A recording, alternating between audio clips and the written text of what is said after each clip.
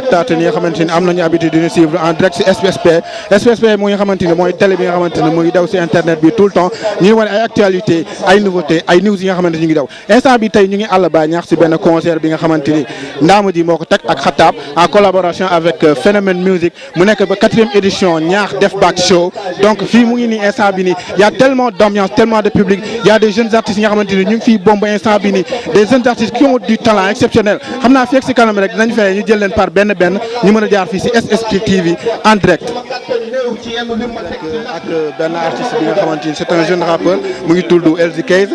ñu ngi lay ziar bu wér a wér. ñoo ngi delloo ziar man.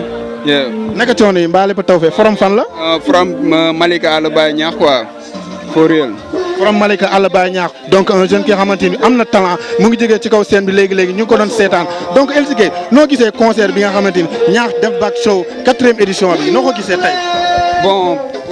pour dire vrai quoi bon Ndama ji man ak moom booy seet xam nga c'est une famille quoi. ok Ndama ji sama réel néga la sama joo la sama frère dañuy toog yàgg nañ toog partager xam nga c'est pas la première fois mu organiser affaire yu mel nii quoi. xam nga lii nii moom moo ko avant moo Khatab moom moo commencé woon doon def quoi ba tey kon affaire bi egg fii nii xam nga mention spéciale ñoom ñaar ñëpp xam nga lu ñuy def nice na xam nga daa si pop quoi pour réel ñoo ngi représenté tamit seen gox quoi. ok LZ donc après benn kii bi nga def benn prestation bi nga def instant bi lan mooy say projet. waaw mais LD moo ngi job LD moo ngi si ay projet bon maa ngi waajal benn mixtape boo xam ne kii moo ko war a enregistrer quoi def wareef record fa lañ ko war a dóoree xam nga ñoo ngi job quoi parce que single bu ma mujjee dóor noonu diggee sound bi son boobu mooy son bu ma mujjee génne quoi te xam nga instant dafa nekk en promo loolu tax ñu bëgg dawal bu si kanam quoi for real man. LZ kon ñu ngi lay rafetlu bu baax a baax sa teewaay bi fii di la nekk di wax rek bon courage et bonne chance aussi si le reste ci carrière bi dégg nga incha allah jaajëf. respect for real di bëgg gaa yëpp Ndama ji xam nga Khatab la zone bi wàllu Baye Niakh anyway quoi fàttewuma kenn affaire bi nice na saa tey joué nañ public bi apprécié nañ xam nga noonu la quoi ñun ñoo far das hip hop jaajëf respect. mais am nañu fi ngoyaan am nañu fi taaxuraan wallaay bu joppi na doon demee noonu ma xaaju maan wax leen tingas feeñ na maan wax leen tingas feeñ na maan wax leen tingas feeñ na maan wax leen tingas feeñ na noonu ma aatu maan ñoom dañuy jaawle yàpp ak yeet ci koy bukki gaynde ci digg àll lu ki siif di toy say dama fanaanoo xiif xëy nu may rëbee di sooy taalibe maama woote na respect am te góore zone yi matul jawrin mais mu ngi daaji kuréel rappeur yëpp ay azete la ñu ngi sama butel chaque jour ma ko su seen classe te du ma sab gu bombo wax leen ñu jot te wàññi meew bi def ko tempo rapidu couche ndànk teg lu gaa yi mën na gos kiy door a mun kiy saaga wax ko Assane Diouf maam ñi fii rap ñi tout tànk yëf yi du ñaaw la mañ booy fee day ay papa Kër Massar te defoo fi sa doom fi da ngay jooy sa métti am ñu lay yokku goom ku ñemewul investir moom nu mu yore koom duma architecte mais zone yi jooyil plan comme que loti sa jaxaay kii bi si du bàyyi kon ne ba ñu teggi tànk ala accu amul bàyyi dañuy dem ba jeex tàkk sikki sàkk dañ ko moy de waxaale wa duute respect la ñuy demee lu dul taalibe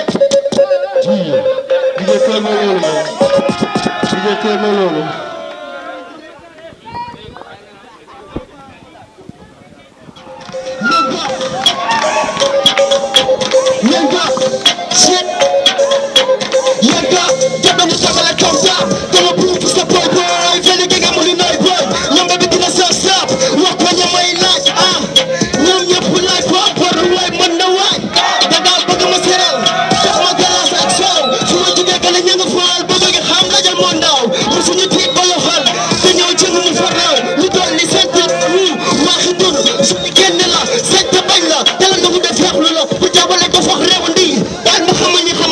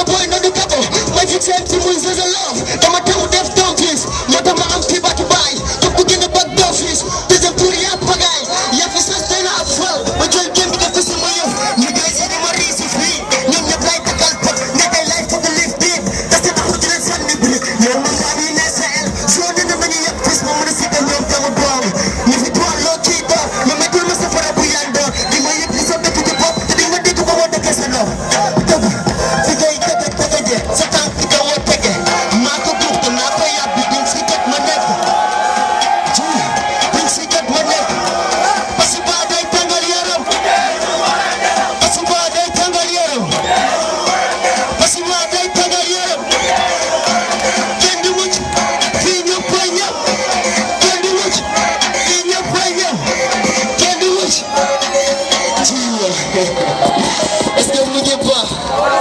Est-ce que mu ngi ba? Est-ce que mu ngi ba? Est-ce que mu ngi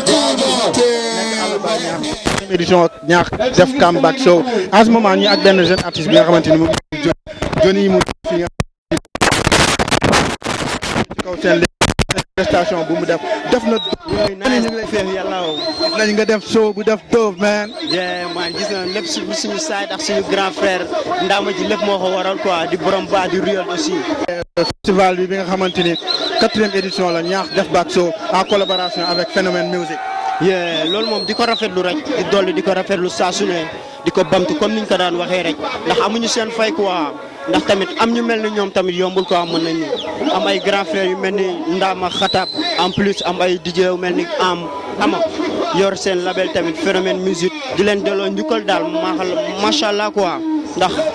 gis nañ seen job daal ñu ngi génne gars yi fii carrément quoi vraiment mu ngi nice aussi di leen gën a ñaax rek. gis nañ fi léegi nga def show bi nga xamante ni def na dóob Johnny lu tax ba léegi kenn déggu ko à travers ci scène hip hop Galsen. xëy na job bi moo ñu tënk ba benn instant mën nañu lu bëri mënaguñ ci fës quoi vraiment mais incha allah comme niñ koy waxee rek ñombe day am incha allahu rabi dinañu dégg bu soobee suñu borom. projet wu Johnny en ce moment lan la. waaw ñu ngi si benn show bu ñuy waaj show 15 mais jàppaguñu date en plus tamit ñu ngi suñu projet boo xamante ne mi ngi ñëw next incha allahu rabi. mi ngi en cours daal. projet wu album maxi wala mixtape wala lan la. waaw loolu moom mën nañ ni album mixtape EP maxi lépp la ëmb daal incha allahu rabbi. en tout cas dina nekk sortie daal. dina nekk sortie te nee nañ ñoom day am quoi. dafa ñëw Johnny ñu ngi lay jaajëfal di la remercier bu baax a baax di la nekk aussi di la encourager di la wax bonne chance aussi surtout carrière bi. jaajëfatee mbokk merci beaucoup kontaan. jaajëf.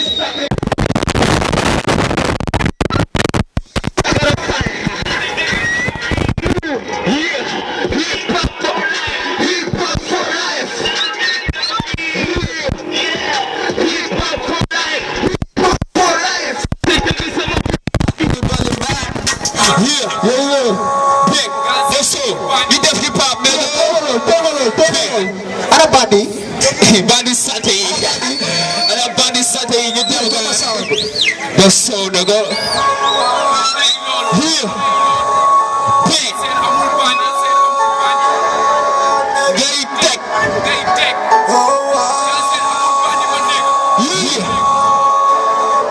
limu di do xol tatam do sa xamone yow lu mu do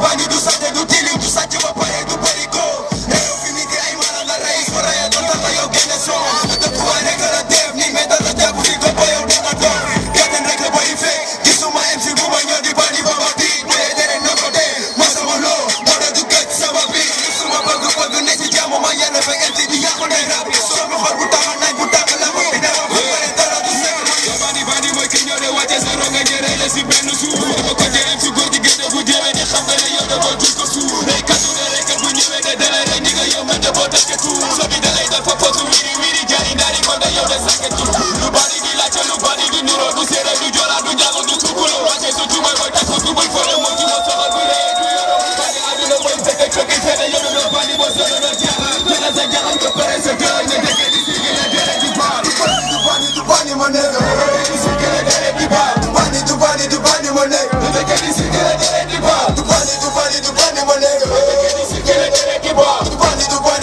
mo ne dekk di sigi na dere di ba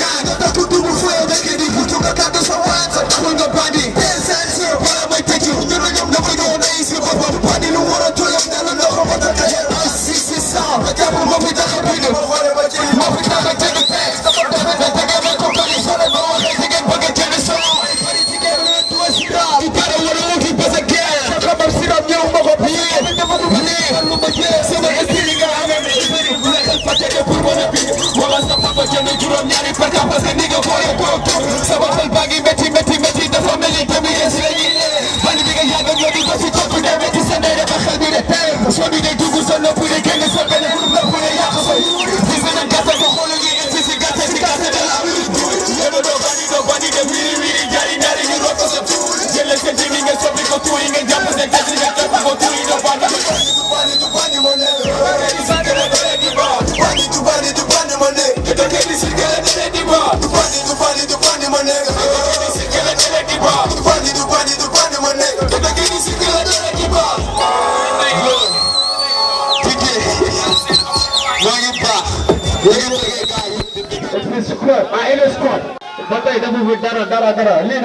sama gars yi ñu ngi leen di rebéggee waat di leen resiaraat ba léegi nii ñu ngi si SSP TV chaîne bi nga xamante ni mu ngi daw si YouTube bi di leen wan ay jeunes artistes ay talent yi nga xamante ni dóob ay boy yu bandi ñoom daa mel ni ba léegi ñu ngi supporté équipe nationale bu Sénégal ay jeunes artistes yi nga xamante ni ñu ngi tudd Kaay Rap Pispa ak Zeskana xam nga gars yi maa ngi leen di béggee. rebéggee gars yi ñu ngi lay béggee bu wér. Pispa bandi. rebéggee bàyyi mooy loolu noonu ñu ngi lay béggee bu baax. sama gars yi sinon à part ça naka concert bi tey da ngeen di fii ñëw àll baay Niakh si 4e édition Niakh def back show bi nga xamante ni Ndama ak Khatab ñoo ko def en collaboration avec Phénomène Music nan ngeen gisee concert bi. affaire moom nice na quoi parce que li yombul te boo xoolee tamit ñoom chaque at dañ koy teg xam nga gëm-gëm moo leen si bàyyi quoi ñaan ñooñu moom respect quoi pour ñoom xam nga ñoo ngi def lu nice aussi parce que li yombul quoi organisation bi rek yombul te ñoo ngi koy def lu mu waree. ok Pispa comme ni ma wax des léegi nii rek nan nga gisee concert bi nga xamante ni festival la Niakh def back show 4e édition bi nga xamante ni Ndama ak Khatab ñoo ko teg nan nga gisee concert bi tey. mooy cool xam nga ñu ñaan yàlla muy am sax ana ñu koy teg di ko teg bàyyi mooy loolu noonu mooy cool parce que lii dafa nice quoi ñu teg ko sa side dafa nice mooy loolu noonu parce que am na ñu ko soxla amuñu ko mais mooy cool waaye moo ngi nice trop bàyyi mooy loolu. sama gars yi déggoon naa ne da ngeen demoon voyage da ngeen génnoon Sénégal tuuti je sais pas xaw ma Dakar daa mel ni seen maxi bi wala seen mixtape bi ba léegi ngeen nekk si tournée boobu ndax national la rek wala ndax international la. waaw tournée bi national la quoi pour l'instant national la quoi waaw mais ñu ngi si tournée bu baax a baax. da ngeen si tournée fan ngeen demoon si Sénégal. gars yi ñu ngi duggoon côté Ziguinchor ñu ngi woon foofu noonu ba tourné fa benn vidéo sax boo xam ne ku dugg si YouTube bi def featuring MC yaayam KSK di nga ko am mooy loolu noonu waaw. kon mu ngi daw. waaw mi ngi daw Issa ñu après Tabaski tamit war nañoo duggaat Gambie am nañ fa benn concert bu ñu fa war a réejuwaat mooy loolu. incha allah donc après loolu yëpp lan mooy projet wu KSK rap. projet wu KSK mooy ñu ngi si Issa ñu ngi job benn mixtape si lañ nekk nii xam nga mais saa yu disponible rek nañ ko teg mooy loolu gars yi mooy loolu. incha allah donc instant bi nii après projet boobu KSK rap bu ñu defee seen tournée ba ñibbi si ñu ngi si ay programme yi nga xamante ni ñu ko tegal seen emploi temps yëpp nañ si mën a xam A ba Z quoi donc Zeus ñu ngi leen di bëggee di leen jaaraat bu baax a baax di leen wax rek bonne chance ci seen carrière. waaw bëgg ñu ngi lay bëggewaat bu wér a wér quoi ñu lay bëggewaat suñu grand bu baax aussi tamit mooy loolu. Pispa respect. waaw bëggee ñu ngi lay bëggewaat baaye. Ndama ji macha allah xam nga ni Ndama rek parce que ku xam micro bi mooy SSP TV gars yi ràññee nañu si bu baax a baax ñu nekk di liggéey loo xamante lu am solo Ndama yor li nga xamante ne mooy cadre rap bi tey mu aye nag foog ñu mën a ñëw ak waa SSP TV yëpp ñëw ànd ci liggéey bi parce que je suis animateur SSP TV macha allah animateur Mbaaw FM 105.9 mu nekk sama mbokk rek moo tax ma gën a ñëw xam ci moom lu baax ak lan ngay waxaat. waaw loolu mooy wane rek animateurs yi ku mu nekk hip hop ku mu nekk mbalax ak animateur boo mënti noonu ñëpp ñoo bokk ndey ñoo bokk baay donc mu def déplacement am ak dérangement am ñëw fii ba àll ba Niakh pour supporter Ndama ji bi nga xamante ni ñoom ñoo bokk benn chaîne bu ñuy defandoo émission donc Thierno ñu ngi lay jaajëfal bu baax a baax di la wax rek bonne continuation si mbir yi nga xamante ni yéen ko sumb yéen ñëpp. waaw si noonu la parce que liggéey dafa am solo ñun sunu macha allah ñun xeebuñu lu ñu yor toog dëgg yàlla Pape mu ñaawul mi Bakary Darman aram loo Kumba Thiam Safiyatu aram bongu Soxna Ndiaye moom mi nga xamante ni Serigne Babacar Sy la yaakaar yow it ngay def lu rafet man mën naa rab tey waaye dafa fekk ma amoon fi ma dem macha allah moo tax soppee jutuñu waaye lépp jàppam dëgër la parce que Ndama ku baax la xol bu rafet la am na yaru am na teggin yëgal nañu ko ñëw naa ci turu àll baay Niakh ñëw naa ci turu SSP TV ñëw naa ci turu avocat de la jeunesse kon maa ngi lay kontaanee di kontaane Pape damaa bëgg nañ reetaan Pape nañ ko reetaan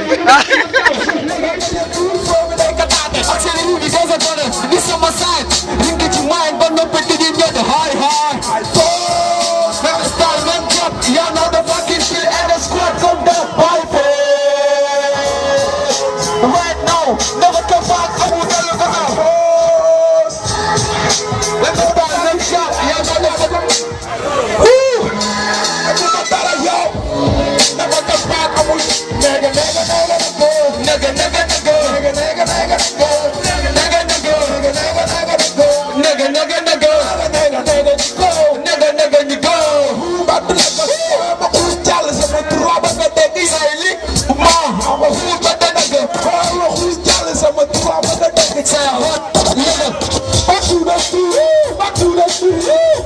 street, get back to the street, back to the street, back to the street, back to the street, back to the street, y'all. Back to the street, back to the street, back to the street,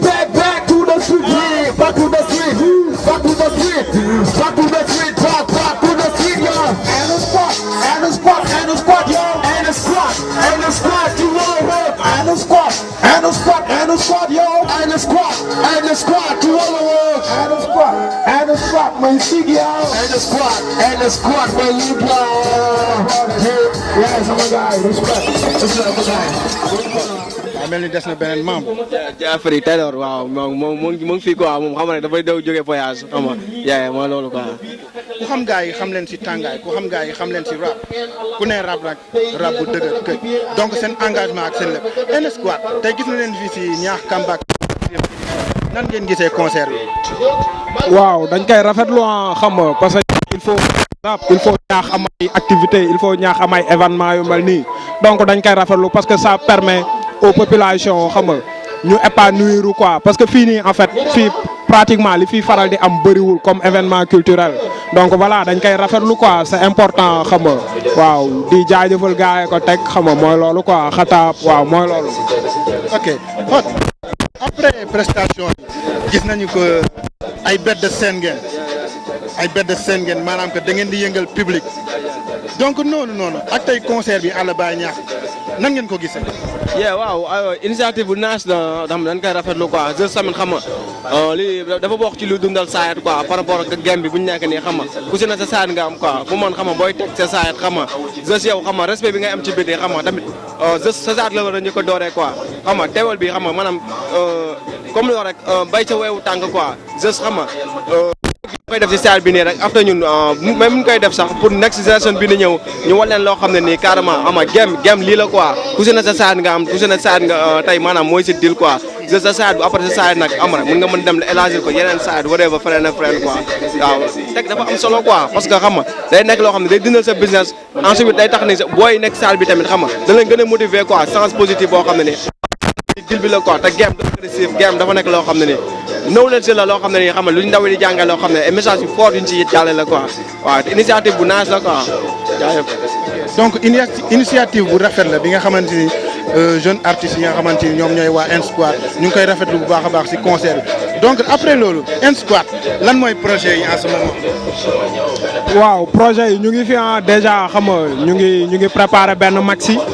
xam nga waaw maxi bu original quoi parce que fii en fait gars dañuy wax maxi te xamuñ luy maxi ñun dañuy ñëw wan gars lan mooy maxi quoi. actuellement ci loolu lañ nekk am na également benn single bu ñu war a génn dara ak Rockness bu Room Black benn araf represent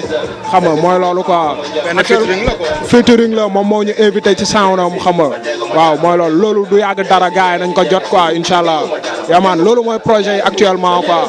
incha allahu rabbi kon dégg ngeen ko loolu mooy projet yi gars yi ñi nga xamante ni ñu ngi préparé seen benn maxi bu dóobu war a teg si marché bi N Squad sama gars yi ñu ngi leen di dégg full respect. waaw mais waaw bëggee gars yi rek gis ni affaire bi xam nga nice na trop quoi bonne continuation rek juste le Sénégal qui gagne. ligma waaw xam nga di wax gars yi lii la affaire bi liggéey la bàyyi xam nga waaw bàyyi détails yi nekk ci réew bi quoi ñaax jëm kanam quoi yaman for real thanks for you. jaajëf sama